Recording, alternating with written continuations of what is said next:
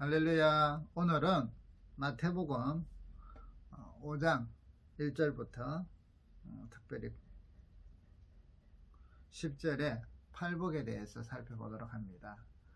이 팔복이 그냥 보면 쉬운 것 같지만 사실은 이게 하나하나를 살펴보면 8가지 주제가 들어가 있는 내용이에요. 그래서 이게 저도 쉽게 촬영을 하려 하다가 좀 더 세부적으로 살펴보다 보니까 2주간이나 2주간이나 그래서 이 촬영이 이 영상 올리는 것이 좀 많이 늦어졌습니다. 자, 오늘 여기 5장부터 특별히 7장은 이 산상수훈이다. 이래서 산 위에서 말씀드린 산상보훈이다 이런 표현도 쓰잖아요. 보배로운 말씀 교훈이다. 성도들의 하나님 나라 주제가 이제 하나님 나라가 주로 되는데, 하나님 나라 백성들, 믿음의 백성들이 살아야 될 영적인 가치관, 또 신앙적인 그런 올바른 본질에 선 신앙의 모습들을 예수님께서 가르쳐 주고 있습니다.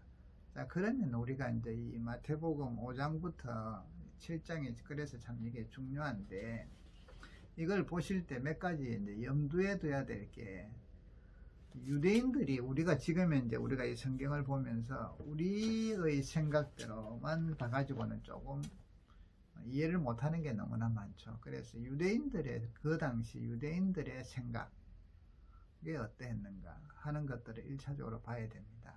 자, 유대인들이 구약 때부터 살아왔던 모습에다가 거기에 대해서 잘못된 믿음 생활, 또 하나님 말씀에 대한 잘못된 그런 이해들, 자, 이것을 예수님께서 고쳐주시죠. 이래서 이제 변화를 시키시는데, 이 내용도 우리가 생각 없이 그냥 보면 큰일 나는 것이죠. 바로 이해를 못하죠.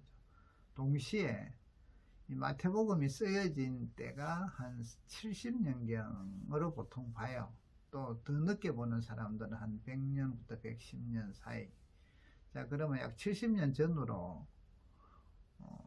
본다 하더라도 예수님이 30살, 30세에서 33세 사역을 하셨으니까 그건 한 40년의 또 공백이 생기잖아요. 40년 이후에 초대교회 성도들 중에 1차적으로 이 마태복음은 이방인에 대한 전도도 결국은 아주 중요시 나오죠. 땅끝까지 복음 전하는 것. 그렇지만 또한 유대의 그리스도인들에게 또 많이 초점이 맞춰져 있어요. 그래서 일반 그 당시 초대교회 성도들이 1차적으로는 예루살렘에서 부흥을 했기 때문에 유대의 그리스도인들이 많았죠. 그리고 이제 사도 바울 이후로부터 이방인 그리스도인들이 초대교회를 많이 주도적으로 이제 주도적인 멤버들이 이제 되었는데, 그래서 이 팔복을 특별히 이 8가지 주제, 8가지 복을 이야기하니까 8가지 주제가 되는데, 요 내용을 살펴볼 때 이런 그런 시대적인 상황적인 사건들을 무시하고 역사적인 배경을 무시하고 살펴봐 버리면 은혜는 돼요. 제가 항상 이야기하지만 하나님 말씀은 어느 쪽으로 보면 다 은혜는 돼. 그런데 문제는 은혜는 되지만 본질에 벗어날 수도 있고 바른 이해를 하지 못할 수도 있고 그냥 내 가슴에 와닿으니까 은혜 됐다, 이렇게들 쉽게 생각을 할 수가 있는데, 그랬을 때 또 좀 변질돼가는 그런 모습들을 우리가 볼 수 있습니다. 그래서 오늘은 이 마태복음 5장에 상세하게는 다 못하지만 그래도 큰 줄거리는 좀 잡아야겠다 싶습니다. 자, 3절부터 보면 1, 2절에 예수께서 무리를 보시고 산에 올라가 앉으시니 제자들이 나온지라. 자, 여기서 이제 무리다, 무리라. 이 4장에서 살펴보셔야 돼요. 4장에 보면 멀리 안 가더라도 4장 바로 위에 23절부터 끝까지 25절에만 봐도 예수께서 온 갈릴리에 두루 다니사 그들의 회당 중에 가르치시고 천국 복음을 전파하시며 백성 중에 모든 병과 약한 것을 고치시니 그의 소문이 온 수리아에 퍼진지라. 사람들이 모든 앓는 자, 곧 각종 병에 걸려서 고통당하는 자, 귀신 들린 자, 간질하는 자, 중풍병자들을 데려오니 그들을 고치시더라. 갈릴리와 데가볼리와 예루살렘과 유다와 요단강 건너편에서 수많은 무리가 따르더라. 자, 여기 이제 무리가 어떤 무리인지 아시겠죠? 복음을 듣고자 하는 사람들, 그 당시에 또 특별히 여기 보니까 병든 사람들, 고통당하고 귀신 들리고 간질하고 중풍병자. 그래서 천국 복음을 이제 전파했는데 모든 병과 모든 약한 것을 고치시니까 이런 사람들도 참 많이 따랐다는 거죠. 그럼 여기 이제 무리를 보시고, 무리에게는 병든 자, 약한 자, 귀신 들린 자, 중풍병자 들린 자, 또한 하나님의 복음을 듣고자 하는 사람들이 예수님을 따르는데, 이때 이제 그들 중에서 산에 올라가 앉으시니까 제자들이 이제 앞으로 나왔다 이 말이죠. 자, 그러면서 이 말씀을 전하는데, 이 말씀이 전하는 게 이 무리들에게 전파하고 계시는데, 그러면 우리가 이제 일단 전제가 유대인들이 지금 많은 무리들이 따라왔던 이들에게 지금 하나님 나라의 천국 복음을 전파하셨다 이랬거든요. 그래서 하나님 나라의 복음을 전하신 사건인데, 그 내용이 5장부터 7장까지 주 설명이 참 잘 돼 있죠. 자, 그래서 심령이 가난한 자가 복이 있나니 천국이 그들의 것입니다. 자, 여기서 이제 우리가 복이 있나니, 복이 있다는 말에 대해서 좀 살펴보시면, 우리는 복이 있다면 잘 되는 것, 성공하는 것, 형통하게 되는 것, 이 개념을 우리는 일반적으로 받아들이죠. 자, 여기서 이제 오해하는 게, 자, 그러면 자, 심령이 가난한 자는 복이 있나니, 성공하나니, 잘 되나니, 그러면서 이제 그 중에 천국이 그들의 것이며, 자, 여기서 이제 복이 있다. 이 개념을 좀 알아두셔야 되겠고요. 두 번째는 이게 꼭 조건일 때, 심령이 가난한 자, 그렇기 때문에 천국이 이 복을 받으려면, 특별히 천국의 복을 받으려면 심령이 우리는 가난해져야 된다 하는 조건. 여러분, 우리 신앙생활에 있어서 조건으로 시작돼서 결과를 돌출하는 것, 은혜로 시작해서 결과를 돌출하는 것.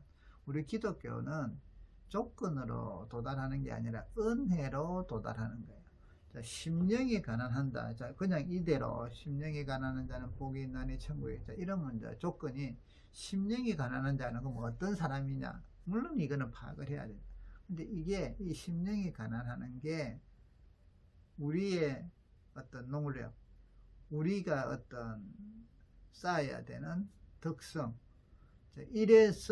그래서 이런 복이 있고 천국이 저희 것이다. 이리 되면 벌써 우리가 출발부터가 뭔가 삐그덕거려요. 왜냐하면 지금 이 무리들이 연약한 자들이에요. 병든 자들, 또 복음을 사모하는 자들.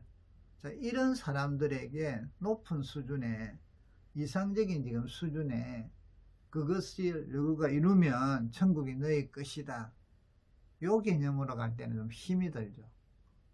기독교적인 복음하고 천국 복음하고는 사실은 그 구도가 안 맞아요. 그래서 우리가 이런 부분들을 좀 걸러내면서 이것을 살펴봐야겠다. 첫 번째, 복이 있다는 것은 우리가 일반적으로 잘 되는 것, 형통한 것을 이야기했는데, 이 당시 유대인들은 이 복이 있다는 것을 잘 되고 성공하고 형통해지고, 이것은 복의 결과로서 이루어지는 것이라는 거예요. 복의 본질은 무엇이냐? 그래서 복이 있다면 복을 빕니다. 우리가 축복합니다. 복을 빕니다. 이랬을 때 이들은 그 본질을 이야기를 해요. 본질이 되기를 빈다 이 말. 그러면 이것은 상황에 따라서 어떤 사람은 성공이고, 어떤 사람은 형통이고, 어떤 사람은 건강이고, 어떤 사람은 막 하는 일을 이루는 것이고, 이런 게 되잖아요. 그죠? 그래서 이 복을 이야기할 때 유대인들에게 있어서 그 당시에 이제 이런 배경적으로 보면 이거는 바로 여호와 하나님이 함께 하신다. 요걸 복이란다. 여호와 하나님이 함께 하심으로 성취도 되고 성공도 하고 뭐 건강도 하고 이렇게 된다. 자, 이걸 조금만 더 그 창세기에 지금 우리가 이제 그 창세기의 요셉 이야기를 좀 말씀을 전파하는 시기잖아요. 자, 그러면 요셉 같은 경우에 여호와께서 함께 하심으로 그가 형통하더라 이래 되잖아.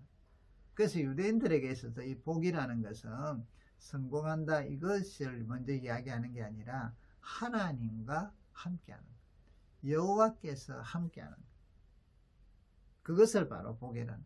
이 배경적으로 보면 좀 한데 시간이 없었어요. 이들은 성경을 읽다가도 여호와를 함부로 안 불러요.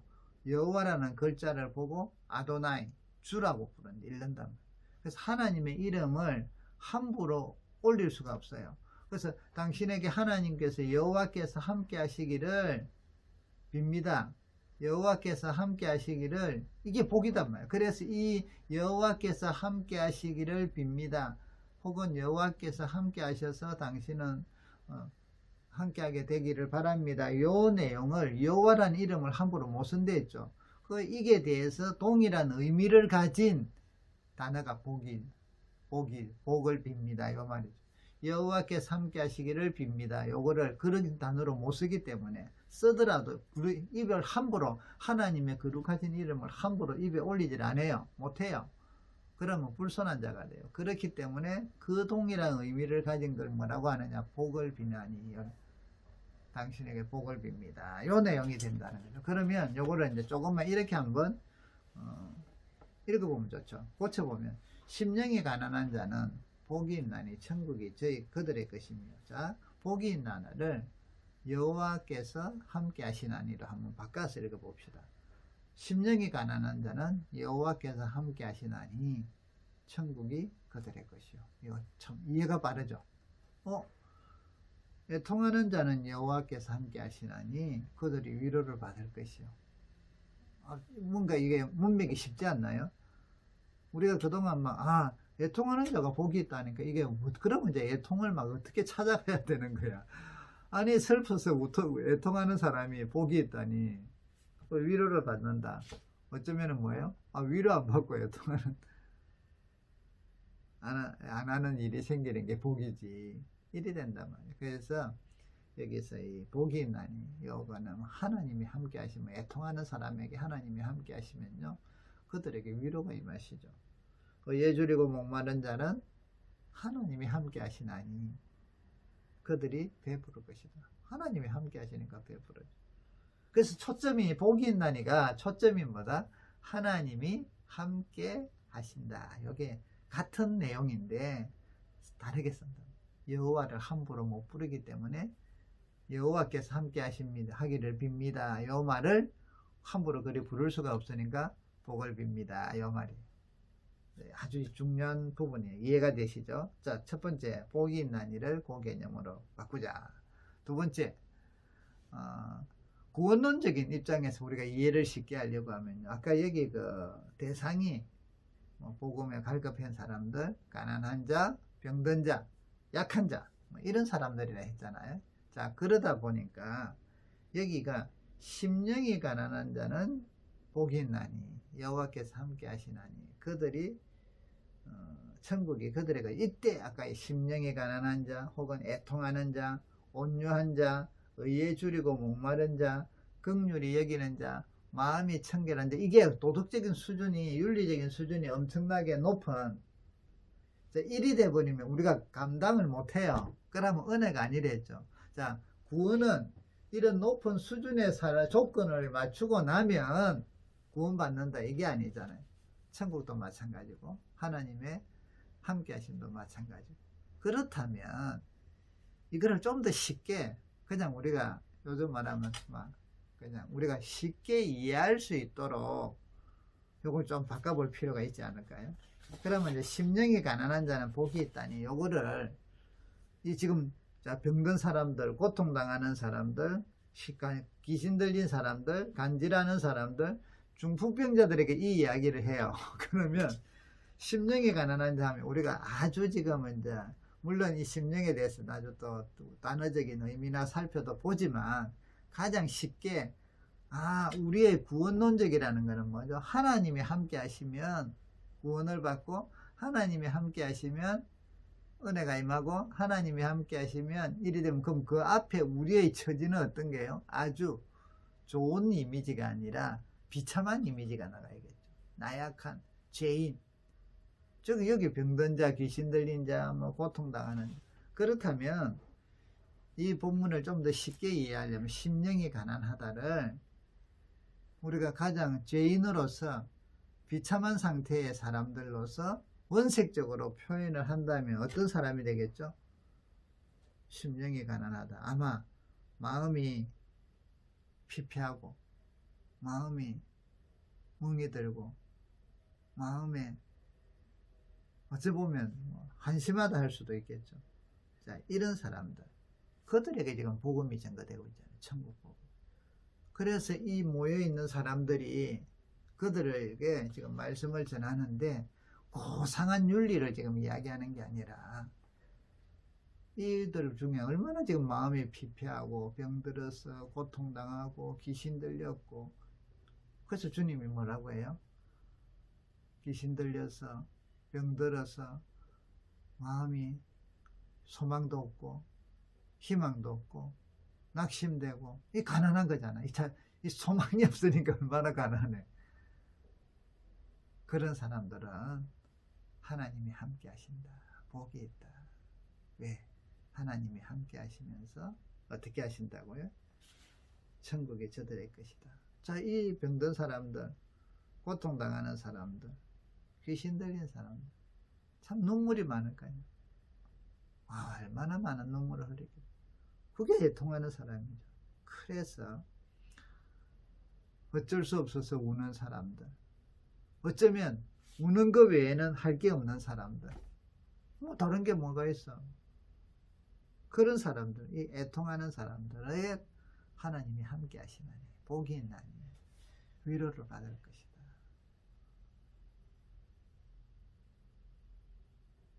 온유한 자는 복이 있나니, 이 온유함이라는 게 참 좋은 의미예요. 그런데 이제 우리가 지금 좀 고상한 윤리적인 측면이 아니라, 당연히 우리는 이 지금 게 하나님 나라 백성의 삶의 가치니까 그런 그 상황 보고 그렇게 성장하도록 우리가 은혜를 구해야 되는데, 지금은 어떤 측면이냐면 구원론적으로 우리의 죄인됨, 미약함, 미천함, 이런 관점에서 이것을 지금 설명을 했을 때는 우리가 실제적인 우리가 어떤 상태인가를 펴보자 이 말이죠. 그랬을 때 온유하다는 것은 고상함으로 보는 게 아니라 어떤 면에서는 사람들에게 어떤 뭔가 자기를 주장할 어떤 실력이나 이런 게 없어서 막 밀리는 사람들, 이런 개념도 나온다는 거죠. 그래서 자기가 도덕적으로 실력이 있어서 온유한 게 아니라 하도 밀리니까. 그래서 우리가 이 부분도 이런 구원론적인 측면을 간과해서는 안 돼요. 우리의 비참함, 우리가 내가 조금 더 온유한 사람이 되려고 성품을 개발하고 이렇게 하면 복이 있다. 그 조건이잖아요. 그래서 이렇게 된다. 이게 아니라 우리는 비참하지만 하나님의 주님이 함께 하심으로 우리가 하나님이 주시는 이런 나라를 차지할 수 있고 그런 복을 받을 수가 있다는 것이죠. 자, 그러면 요 두 가지, 첫 번째 복이 있나니 이것은 하나님이 함께 하신다는 것, 이게 이 당시의 사람들에게 중요한 것이고요. 또 우리가 이 개념을 알면서 본질이 하나님이 함께 하신다. 그래서 요셉이 형통한 것처럼 하나님이 함께 하심으로 형통한 우리의 삶 속에 이런 복이 있다. 두 번째, 우리의 인간의 비참함, 인간의 죄인됨, 연약함을 여기서는 전제로 하고 들어가야지, 그거는 해가지고 고상한 윤리로만 먼저 들어가게 되면 대상하고 핀트가 안 맞아요. 그래서 이게 모여있는 대상들이 각종 병에 걸린 사람들, 복음을 갈급해하는 사람들, 또 고통당하고 귀신 들리고 간질하고 중풍병자들 이런 사람들이 이 무리 속에는 많은데 이들에게 지금 전하는 천국 복음이거든요. 그래서 이렇게 비참한 상태에 있는 사람, 간질 때문에 애통해하고 귀신 들려서 고통당하고 그래서 좀 하나님 앞에서 낫고 싶고 막 이래서 하나님의 의에 줄이고 목마른 사람들, 하나님의 자비가 필요하고 은혜가 필요하고 이런 사람들이 하나님이 함께 하신다, 복이 있다 하면서 이 듣고 있는 많은 사람들에게 믿음을 주고 소망을 주고 다가올 하나님 나라에 대하여 소망을 갖도록 믿음을 갖도록 하고 있다는 것을 우리가 기억을 하면서 이런 전제하에서 이제 또 주님께서 우리가 이렇게 하나님 백성으로서는 이렇게 살아야 된다, 그쪽으로 같이 이해를 하는, 그래서 이게 삼중적인 그 개념으로 같이 이해를 해야만 이 부분이 좀 더 쉽게 이해가 됩니다. 왜냐하면 하나님 나라의 백성으로서의 삶은 이미 시작이 되었고 앞으로 종말론적으로 완성될 것인데, 이게 종말론적으로 봤을 때는 이렇게 나중에 될 일이에요. 그렇지만 지금은 이제 하나님 나라가 시작이 되는 단계에서는 그렇지 못한 사람들이 그런 식으로 성장해가고 변화돼 가게 될 거다. 그래서 목표와 비전은 종말론적으로 주님 나라가 임할 때 이루어질 거지만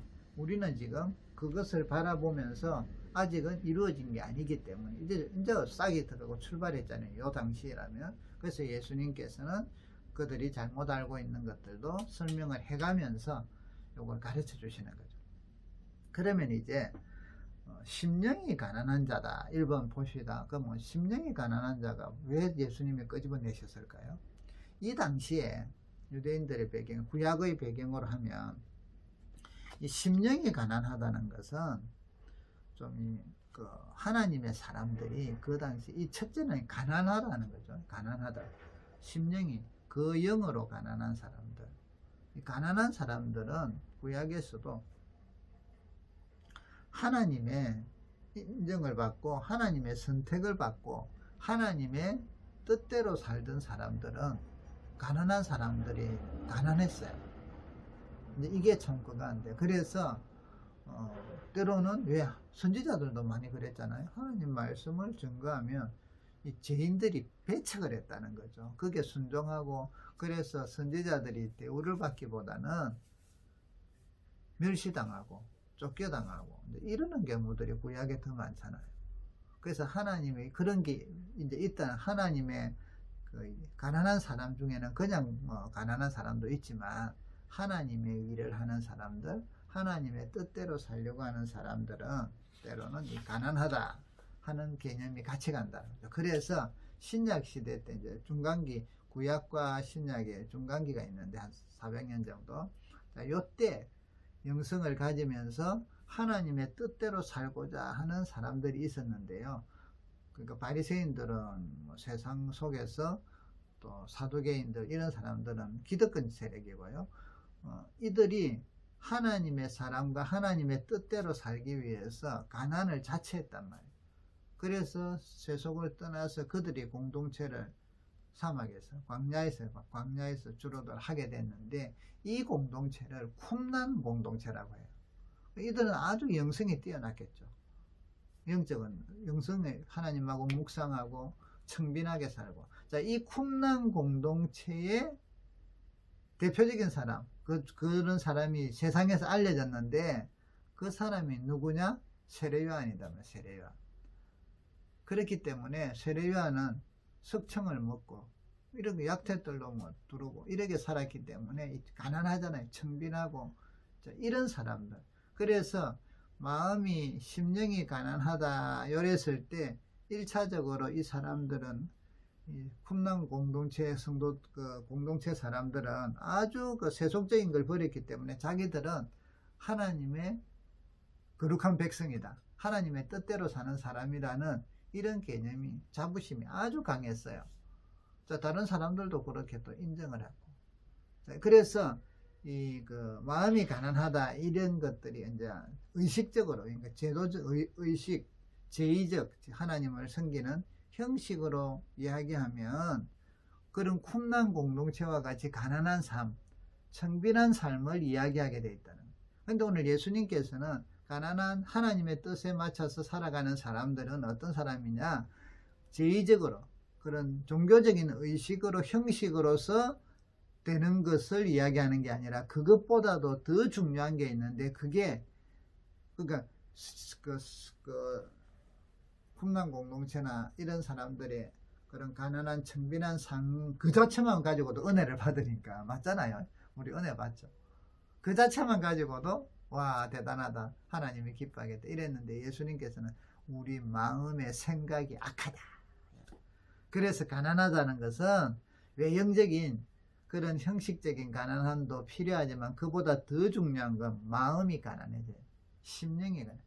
그래서 심령이 가난한 자는 복이 있나니 하고 이제 그 이야기를 하는 거예요. 하나님의 이때 심령이, 여기 보면 이제 영이라는 단어가 들어가잖아요. 그렇기 때문에 그 영으로 가난한 자들이 요리되거든요. 그 영으로. 그러니까 이건 바로 내한테서 나오는 게 아니라 그 영, 하나님의 영으로 가난하게 되는 사람들은 복이 있다.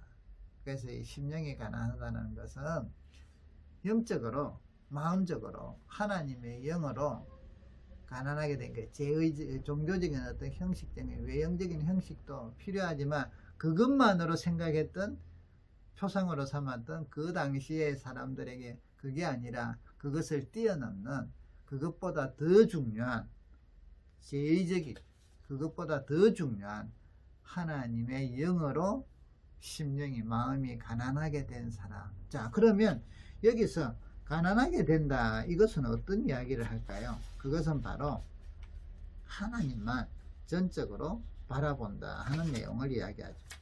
마음이 가난하다. 나는 영적으로 내 마음이, 또 내 어떤 내가 가진 바가 뭔가 있다, 하나님 앞에 나는 내놓을 게 있다, 이런 개념이 아니죠. 하나님 앞에서 나는 무익하다, 이것을 고백하는 것이죠. 무가치한 사람이다. 그래서 나는 하나님 앞에 내세울 게 없다, 도덕적이든 뭐든 간에.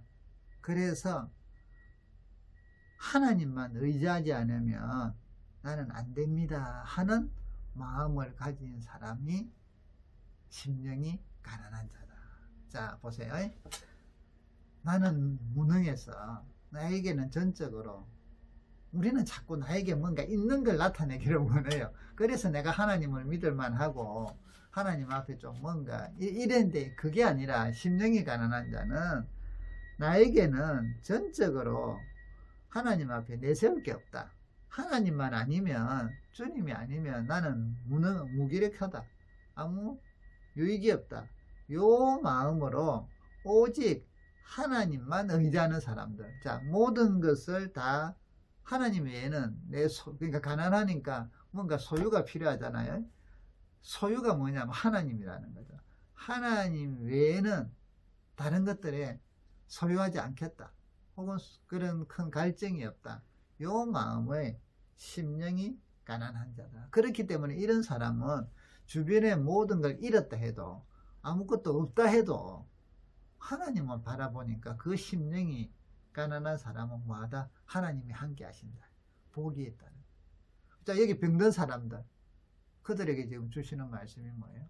당신들이 지금 병이 들었고 귀신이 들렸고 이렇다 할지라도 이제 여러분들이 하나님의 영으로 오직 하나님만, 당신만 붙든다고, 그 가난한 마음은 뭔가를 주기를 갈구하잖아요. 그래서 하나님만 내가 붙잡기를 원해. 그러면 복이 있다, 주님이 함께 하신다. 왜? 그래서 하나님께서 어떻게 하신다고요? 천국이 그들의 것이다. 두 번째, 애통하는 사람. 자, 애통은 여기서 이제 아까 이야기했잖아요. 아무것도 할 수 없기 때문에 너무 고통스럽고, 그래서 우는 사람들, 우는 것밖에 할 줄 없는 사람들, 하나님 자비를 베풀어 주소서 하는 사람들은 복이 있다. 주님이 함께 하십니다. 또한 위로를 받는다. 하나님이 주시는 위로.